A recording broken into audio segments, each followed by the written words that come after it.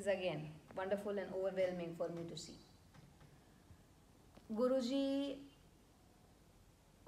when he was alive, he was a living example of what selflessness is. So all his life he continued to give. He continued to give everyone. Anyone who came his way could receive that downpour of wisdom from him. So that so many people can experience the joy that can give, it's a wonderful thing. So in one way it's beautiful that there is an opportunity for people from over 70 countries to taste the bounty and the joy that Guruji's teachings can give us.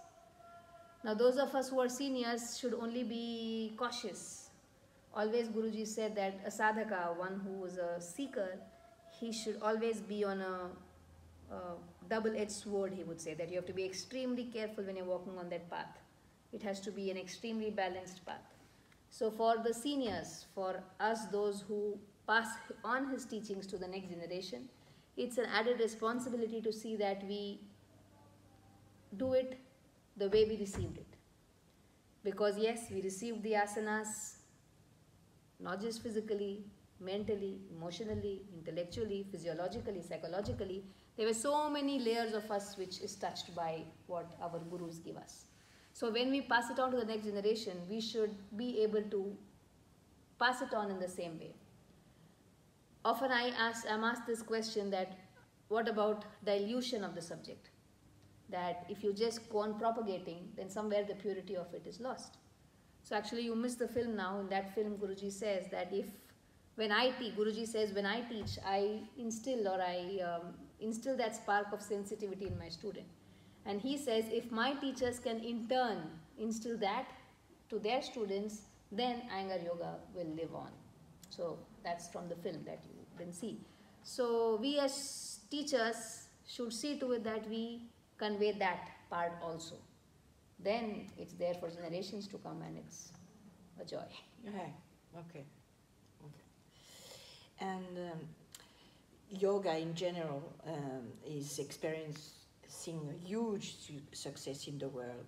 So huge that inevitably it leads to some excess and even some nonsense. I read, there was an article on Yoga Journal that is tequila yoga. And in the US, for example, yoga has become a real business on its own. So is this something that worries you? Yeah, sometimes I find it silly that if you just want to enjoy something, then why call it branded under yoga? Just go and enjoy. I mean, you're not forced to come and do a yoga class. So that is why Patanjali's teachings are vital here. It's not just doing anything you like. Patanjali defines yoga as restraining the fluctuations of consciousness.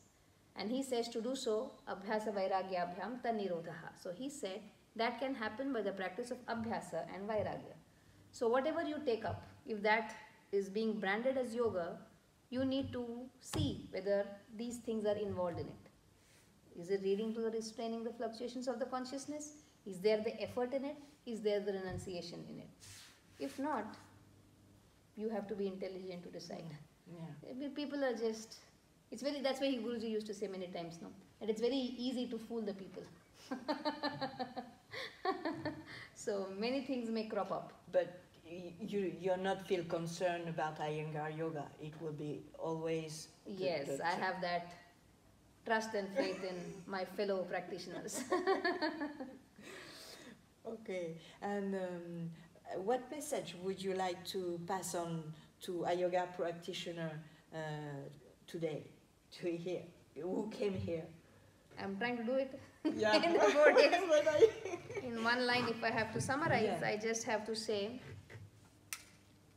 I will quote my grandfather again.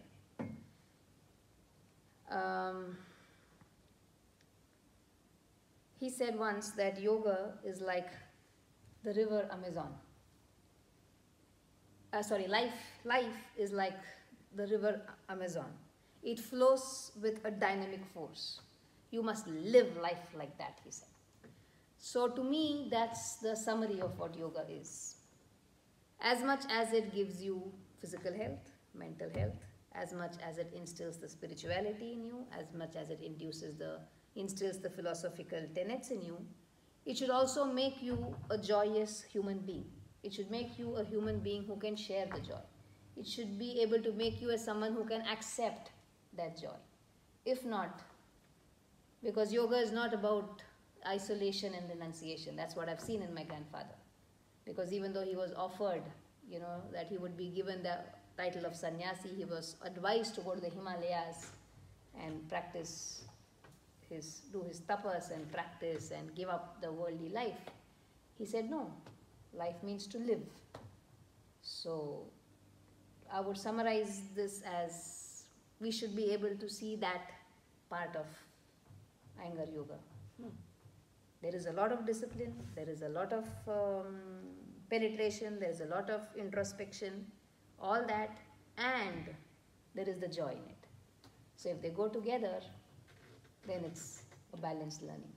Okay. Joy and meeting, sociability, right? Yes. Yeah. See, our foremost, you would say Iyengar yoga is a parampara.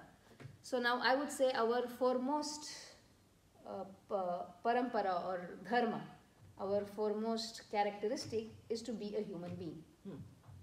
Yoga parampara is one part, but if you trace back, the oldest one is to be a human being.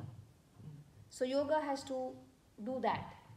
The scriptures say that a person should like a Padma Patram Ivambasa. That means you have to live like the leaf of the lotus plant. You see, the lotus plant grows in muddy water. So the leaf touches the muddy water. But if you see, the leaf is never soiled. The leaf never gets dirty. The flower is beautiful. So in the world, we should live like that, is what scriptures tell us. So whatever the yoga that you learn has to make you a better human being. So that's our foremost dharma. And Iyengar yoga definitely is meant for that ultimately. But you can't start with that. You won't join to a yoga class because you want to live like a lotus plant. You will join a yoga class because you want to get rid of pain, you want to improve your flexibility. So with any aim, you may come to a yoga class. But once you start your classes, you attend the classes regularly, you take up practice, changes will happen automatically on their own. You just have to have an open eye to see that in hindsight, 5 years, 6 years down the line, you look back and you realize this change has happened. Oh, I was more reactive, but nowadays my responses are more controlled. Oh, I used to be lazy, but now I'm not. So this happens in hindsight. So then you realize how Iyengar yoga has touched you. You can't start with that aim. Common man starts with an aim to gain the health. But later, once you accept it, yoga makes the transformation possible. Okay. Good. Fine. Yes. Thank you very much. Welcome. Welcome.